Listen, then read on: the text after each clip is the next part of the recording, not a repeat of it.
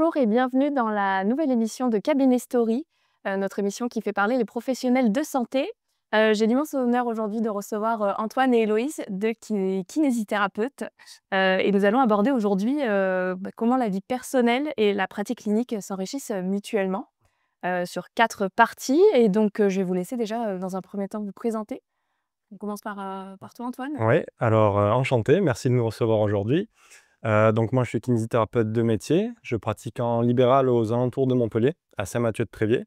Je suis aussi, formateur et j'ai quelques responsabilités à l'IFMK de Montpellier, formateur en formation continue et je fais de la recherche. Là, actuellement, je fais une thèse, un doctorat dans le raisonnement clinique. Ok. Héloïse. Et moi, du coup, je travaille dans un cabinet libéral, aux alentours de Montpellier aussi, dans un petit village, qui s'appelle Saint-Martin-de-Londres et du coup, on est en couple, tous les 2. Donc la première thématique que nous allons aborder aujourd'hui, c'est l'évolution dans votre pratique avec 2 parcours et un objectif commun. Et donc la première question que je vais vous poser, c'est comment vos parcours, respectifs vous ont-ils poussé à adapter et à faire évoluer vos approches cliniques? Donc première question, je ne sais pas qui veut répondre en premier. Oui, bah, la chose principale qui va faire évoluer, notre pratique pour moi, c'est vraiment les formations qu'on peut faire au fur et à mesure. Parce que quand on sort, de l'école, on sort avec un bagage, mais la kiné, c'est tellement vaste et il y a tellement de techniques différentes qu'en fait, on a encore beaucoup, beaucoup de choses à apprendre et en fait, tout au long, ça évolue et de toute façon, avec, la recherche, ça évolue aussi en parallèle de ce qu'on sait. Donc c'est important de continuer à se former et c'est ça qui permet de s'adapter au mieux. Oui, en fait, c'est exactement la même chose. C'est vrai que tout ce qui est formation, moi personnellement, j'ai commencé une formation en thérapie manuelle assez rapidement. Ça m'a permis de commencer à pratiquer d'une certaine manière et de garder une bonne pratique, en quelque sorte.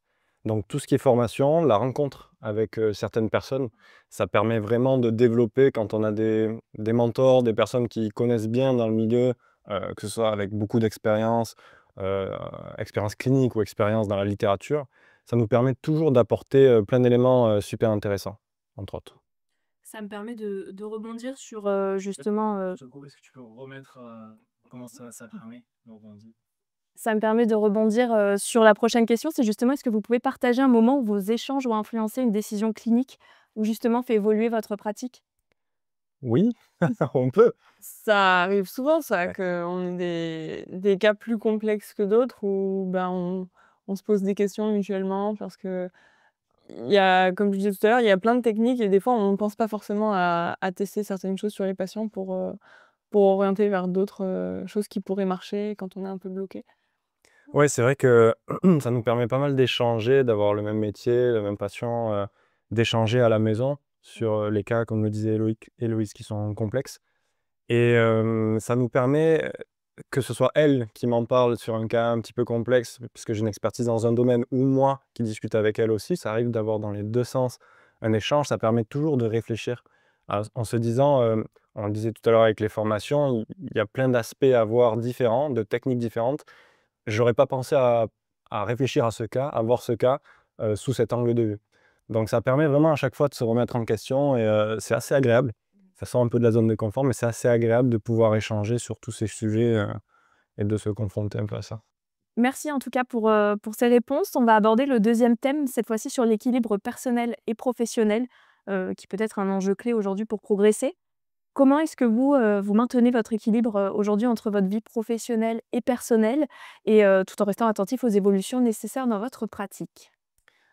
Et bien, c'est sûr que l'équilibre entre le perso et le pro, il est difficile à avoir. On fait beaucoup de choses, mais comme c'est aussi une passion, ça prend le dessus, le professionnel prend des fois le dessus un petit peu sur le personnel, mais on essaie de rééquilibrer à chaque fois ça. Mais c'est sûr que c'est à chaque fois intriqué. À la maison, on le disait tout à l'heure, on parle de cas cliniques, donc forcément ça déborde un petit peu. Mais c'est quelque chose qu'on arrive, à faire et à ne pas faire aussi. À certains moments, on n'a pas forcément envie de parler de kiné et on a d'autres passions en commun qu'on partage et c'est vrai que ça permet l'équilibre pas mal. Et puis souvent après une journée de travail, de toute façon, on a besoin de décompresser et de penser à autre chose aussi. Ouais. Et est-ce que ça aurait été, différent si vous auriez travaillé dans le même cabinet? Tu peux reprendre la question, s'il te plaît? Est-ce que ça aurait été, différent si vous auriez travaillé dans le même cabinet? Je pense que oui. de se voir tous les jours. En fait, déjà, on a des activités un peu chacun de notre côté aussi, en plus, à côté, qui permettent vraiment de déconnecter, d'avoir un temps pour soi, c'est important, avec tous les éléments professionnels que l'on a. Mais c'est sûr que cet élément-là d'être dans le même cabinet, Je pense que ça aurait été encore plus imbriqué. C'est bien, je pense, d'avoir chacun son univers de travail quand même. ouais. Super. Et est-ce que justement le fait d'avoir un équilibre, personnel fort, ça influence, directement la qualité de vos soins ou votre capacité à vous adapter à de nouvelles approches cliniques? Ouais, forcément. Le fait d'avoir quelque chose de solide, ça permet de pouvoir se concentrer sur le travail et sur d'autres facteurs, la qualité de soins, l'amélioration continue, etc. Donc, c'est un fort pilier qui permet vraiment de pouvoir progresser ailleurs. Enfin, personnellement, je trouve. Oui, on est dans un métier où on est tout le temps en contact avec des gens, on est tout le temps à l'écoute des gens, donc c'est vide. Genre, C'est une charge cognitive, ouais, ça a créé une émotionnelle. charge cognitive quand même, et du coup, si à côté, déjà, c'est un peu compliqué dans la vie personnelle, c'est encore plus dur d'être à l'écoute des gens toute la journée. Donc, Cette vie personnelle forte, ça permet d'avoir vraiment une accessibilité pour les patients à l'écoute, à vraiment se concentrer sur leurs problématiques, qui ne sont pas toujours faciles. Super, merci. 3e sujet que je voulais aborder, c'est, au niveau de vos passions et justement l'impact que peuvent avoir vos activités, personnelles dans votre pratique. Donc comment est-ce que vos passions communes, par exemple, je sais qu'il y en a 2 principalement, le crossfit et le rock. Comment ces passions justement vous aident-elles à maintenir, un équilibre personnel? bah, déjà, ça permet d'évacuer les tensions de la journée, tout ça. On pense à rien d'autre qu'au sport ou à danser. Ouais. J'ai pas vu, ouais, objectif résilient. Si tu veux reprendre la question, je suis désolé. Dans la question? Je reprends le thème du coup. Merci. 3e thématique que je voulais aborder avec vous, c'est au niveau de vos passions et justement, l'impact que peut avoir, justement ces activités personnelles. Donc, 1re question, c'est comment est-ce que vos passions communes, je sais qu'il y a le crossfit et le rock aujourd'hui, qui, peuvent vous aider à maintenir un équilibre personnel et comment ça enrichit aujourd'hui votre pratique clinique? Oui, bah, déjà, dans un premier temps, c'est essentiel après la journée de travail de pouvoir se libérer, de pouvoir se défouler au crossfit ou au rock aussi, parce que ça permet d'avoir la tête vide, de penser à pas se marcher dessus. Alors, le rock, on l'a pas commencé il y a si longtemps que ça, mais c'est vrai que dans les 2 cas, comme le dit Héloïse, ça permet de se vider la tête, de déconnecter et penser à autre chose. C'est assez agréable de se laisser un peu porter parce que c'est vrai qu'on a des responsabilités, on travaille avec des gens, comme on le disait tout à l'heure. Ça entraîne une forte charge émotionnelle et là, ça permet vraiment de libérer, penser à autre chose, ne pas parler de kiné Mmh. et d'avoir cet équilibre justement dont on parlait tout à l'heure, de la vie personnelle par rapport à professionnelle. Super. Et est-ce que justement ces activités, elles vous permettent d'évoluer en tant que kinésithérapeute? En vous donnant peut-être une meilleure compréhension du Ouais. corps, et de la mobilité? Complètement. Le crossfit, moi, ça fait maintenant depuis 2018 que j'en fais, et c'est vrai que ça m'a beaucoup impacté dans les exercices, par exemple, que je pouvais donner, dans la compréhension sur la mobilité, l'importance de la mobilité et de la force dans la mobilité que l'on peut regagner avec les patients. Le fait de bouger avec que ce soit des personnes, jeunes ou même des personnes âgées. Il ne faut pas avoir peur de les faire bouger, ça on le sait aujourd'hui. Donc c'est vrai que le crossfit, ça a amené énormément de choses. Après la danse, tu veux peut-être, Bah, après, de manière générale, c'est important de toucher un peu au sport, même si de savoir un petit peu les gestes, en fait, qui sont faits dans chaque sport. Parce que quand on a des patients qui viennent avec, une pathologie, il faut qu'on puisse se les représenter dans leur vie quotidienne et dans les gestes qu'ils ont besoin de faire pour faire leur sport et qu'il faut qu'on améliore. Donc, moi, j'ai commencé il y a moins longtemps, mais ça m'a permis de comprendre, des choses où je me dis: «Ah oui, en fait, celui qui vient parce qu'il a ça, bah, c'est parce qu'il fait ce geste-là répétitif. Je pensais pas que c'était comme ça». Donc c'est hyper intéressant. mais même, au-delà du crossfit et du rock, de la danse, on a fait plusieurs sports depuis petit et ça permet, vraiment c'est d'ailleurs souvent le profil des kinés, pas tous, mais la plupart du temps, il y a quand même du sport et ça permet de se mettre aussi à la place des patients. Quand on a des sportifs ou pas, mais en général, les gens font des activités. de savoir, comme le disait Héloïse, ben, quand même, ce mouvement-là, cette répétition de mouvement, ça peut créer une irritation, ça peut créer telle douleur. On a été blessé. D'ailleurs, souvent comme ça qu'on choisit la voie de kinésithérapie, en se blessant et en allant chez les kinés.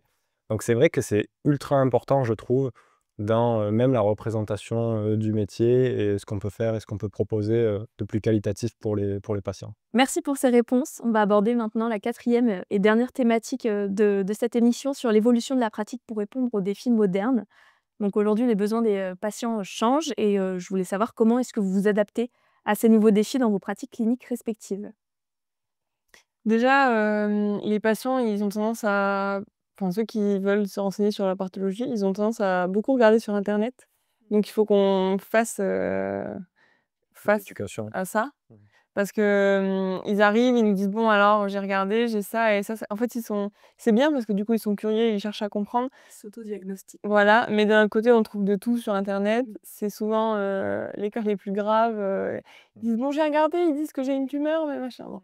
Donc mais du coup, ça nous demande d'être à jour sur les connaissances aussi parce qu'il y a pas que des bêtises sur internet et il y a aussi beaucoup de choses vraies et des fois, ils peuvent même aborder des sujets qu'on connaît pas forcément ou quand c'est vraiment un truc très pointu ou un nerf, peu connu, enfin donc c'est vrai que, il y a ce défi-là, auquel il faut faire face. Ouais, puis ça crée des croyances aussi et les croyances, c'est difficile parce que les patients, il faut pouvoir s'adapter. On le disait, les patients ont des objectifs différents, il faut s'adapter à eux, à leurs croyances, à leurs perspectives pour pas non plus, aller vraiment contre. Il faut faire avec les gens et aujourd'hui, on est passé vraiment sur des soins qui sont centrés sur les patients, sur leurs objectifs.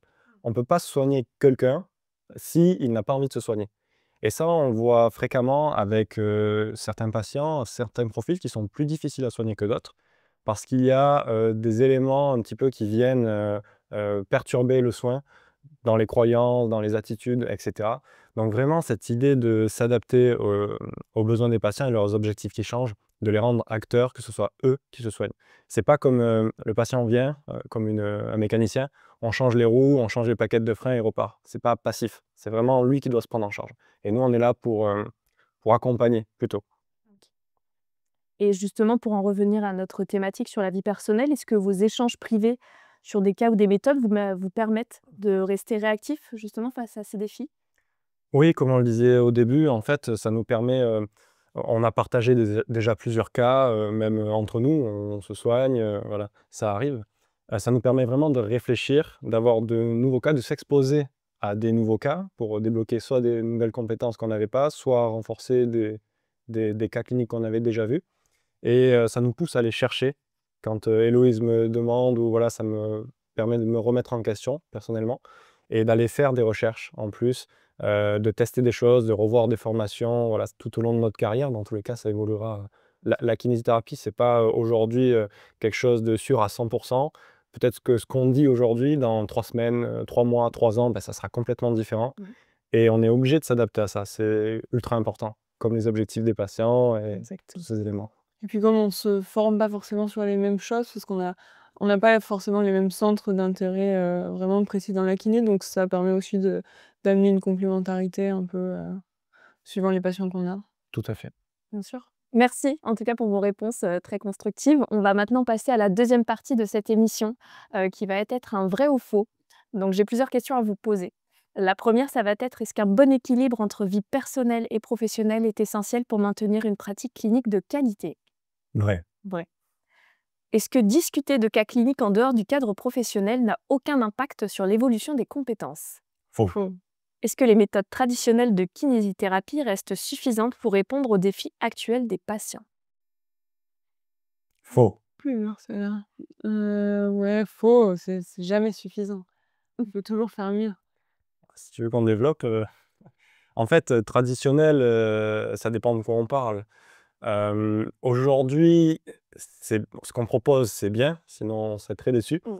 mais on peut l'améliorer. Forcément, là, il manque, pas mal d'éléments sur la recherche, sur l'amélioration de ces techniques. Prouver que ce qu'on fait, ça marche, parce qu'il y a des techniques qui sont prouvées pour certains cas, en plus c'est spécifique, mais d'autres qu'on utilise et on n'est pas vraiment sûr. Est-ce que l'effet placebo joue un grand rôle?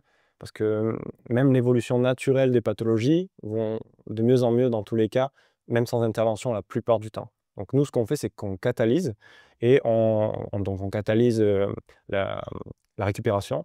Et en plus, ça permet aux personnes d'avoir peut-être un peu moins de séquelles ou d'avoir une meilleure amélioration. Mais c'est plus un accompagnement, vraiment. Très bien. Est-ce que travailler dans des environnements professionnels différents complique la collaboration sur des cas cliniques? Oui, vrai. Vrai, oui, parce que du coup, c'est plus compliqué de ne pas avoir le patient sous les yeux pour décrire un cas. Donc, vrai, ouais. Mais ça peut arriver d'aller dans le cabinet de l'un ou de l'autre pour montrer un cas. Mais ça demande une organisation. Ouais, c'est ça. Est-ce qu'un bon équilibre personnel garantit une évolution continue de la pratique clinique? Faux.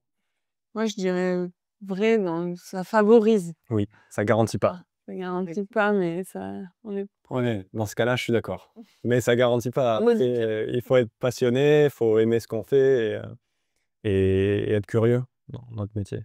Puisque si on reste pendant 20 ans sur les mêmes choses, bah, ça marchera pas. Même si on a une vie personnelle stable et solide. Exactement. Le fait d'échanger sur des cas cliniques entre professionnels et proches est aussi utile que des discussions avec des collègues du même cabinet. Oui, vrai, Oui, vrai. complètement. Bah, c'est un élément essentiel en fait. De la réflexion, parce que des fois, les patients, on les voit en cabinet, mais notre réflexion ne s'arrête pas là. Des fois, le soir, bah, on y pense. Des fois, quand quelqu'un d'autre nous parle d'un cas, bah, ça nous rappelle notre patient. Donc, ça nous permet chaque fois d'infuser, de réfléchir sur tous ces cas-là. Et ça nous fait progresser, que ce soit au cabinet ou en dehors avec des proches ou avec des confrères, des consoeurs, des amis. Merci en tout cas pour les réponses à ce petit vrai ou faux. On est sur la fin de cette émission aujourd'hui de Cabinet Story. Elle sera disponible sur YouTube, donc n'hésitez pas à la commenter et aussi si vous voulez réécouter cet épisode sur les différentes plateformes de streaming audio.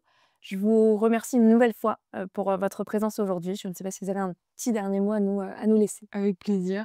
Oui, merci beaucoup pour l'invitation. C'était un réel plaisir d'échanger et de pouvoir partager toutes ces expériences et ces éléments. Merci beaucoup.